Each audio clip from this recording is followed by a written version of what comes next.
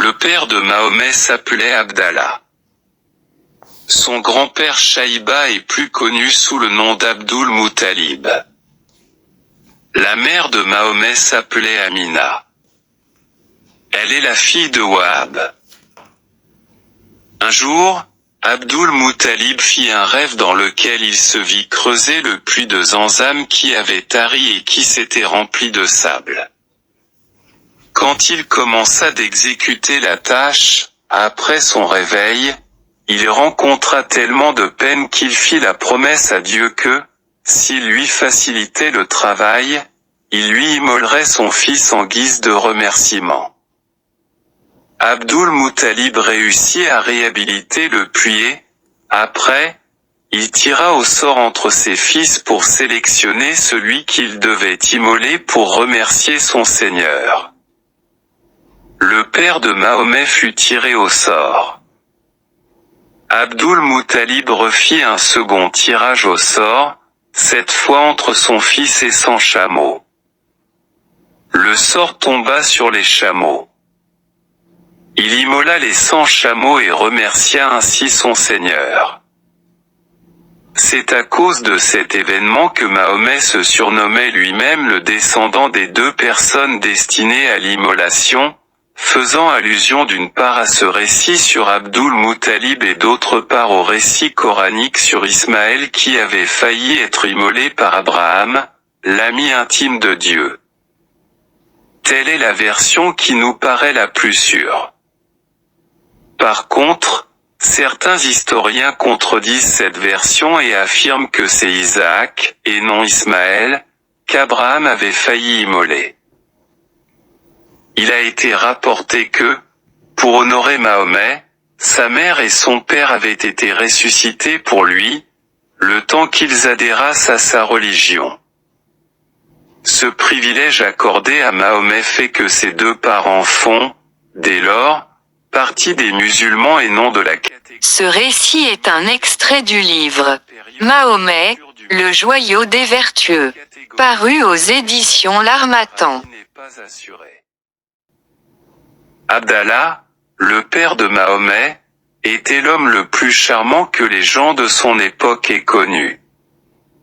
Sa beauté déstabilisait ceux qui le regardaient et ses beaux yeux affolaient toutes les filles. Il était intelligent et avait des parents célèbres. En le voyant, les Juifs comprirent d'emblée que cet homme était le père de celui dont la religion se fixera comme objectif de remplacer toutes les religions du monde. Ces Juifs avaient un jour encerclé Abdallah pour le tuer. Mais Wahab, le grand-père maternel de Mahomet, les surprit et les menaça avec son épée. Ils le libérèrent. Quand ils furent revenus au village, envoûtés par la beauté du jeune homme, Wahab intima à sa femme de présenter leur fille Amina à Abdallah. « Va avec Amina chez Shaïba, avait-il dit. Présente-lui notre fille. Peut-être demandera-t-il sa main pour son fils Abdallah. Seul ce dernier a autant de qualités que notre fille. Surtout, ne trouve pas d'objection à mon idée. » De par son intelligence, sa beauté, sa dignité et la pureté de sa lignée, Amina, la mère de Mahomet, n'avait pas de semblable. Après cette visite de la mère et de la fille, l'honorable Abdul Muttalib, grand-père paternel de Mahomet, envoya son fils avec une délégation à la famille de Wahab, grand-père maternel de Mahomet. En cours de route, alors qu'ils avaient fait une halte, une femme vit Abdallah passer et remarqua qu'il y avait en lui une lumière éclatante. Elle lui proposa, sans attendre, de coucher avec lui. Abdallah refusa. La délégation arriva enfin dans la famille bénie. Wahab maria sa fille Amina à Abdallah, le remarquable jeune homme. Le jeune couple passa sa première nuit ensemble. Dès lors, la lumière qui illuminait le visage d'Abdallah le quitta et illumina celle de son épouse Amina. Elle était enceinte et portait en elle Mahomet, la plus noble de toutes les créatures. Qu'elle est chanceuse! Cet événement se déroula au début du mois de Rajab, au domicile du père d'Amina, grand-père maternel de Mahomet. La mère de Mahomet ne ressentit, durant sa grossesse, aucune douleur, aucun malaise, aucune fatigue.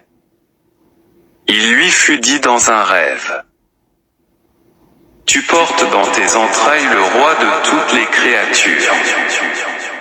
Le sais-tu? Il lui fut ordonné, également dans un rêve, d'appeler son fils Muhammad. Amina rapporta de nombreux signes divins qui lui étaient apparus pendant sa grossesse. C'est ainsi qu'elle vit, un jour, une lumière sortir de son corps et éclairer le monde jusqu'au pays du Levant. Elle rapporta également beaucoup d'autres témoignages merveilleux. La naissance et l'enfance de Mahomet. Mahomet naquit au début du Rabia al-Awwal, plus précisément, le 12 du 10 mois. Les récits sont concordants sur le fait que c'était une nuit de dimanche à lundi, c'était l'année durant laquelle l'armée des éléphants avait voulu attaquer la maison sacrée de la Kaaba.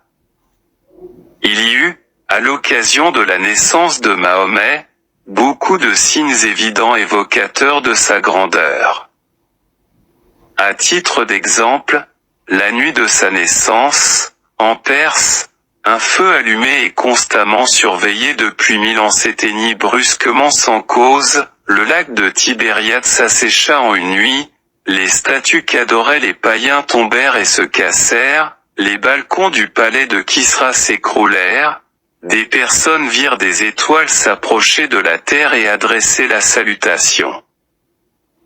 Il y eut aussi plusieurs autres signes dont l'énumération serait infiniment longue et ne pourrait être achevée dans un livre. Mahomet naquit circoncis, propre de toute souillure, ses yeux étaient maquillés au col et regardaient le ciel. Certains savants affirment que Dieu avait fait que son accouchement se passa de manière extraordinaire, il ne sortit pas par la voie d'accouchement habituelle, mais par l'ombilic de sa mère. Il a été rapporté qu'il en est ainsi pour tous les prophètes. Dieu est le grand connaisseur de ce qui s'y passa. Les savants disent qu'il s'est écoulé 6403 ans entre la descente de notre père Adam sur terre et la naissance de Mahomet. Ce récit est un extrait du livre Mahomet, le joyau des vertueux, paru aux éditions L'Harmattan.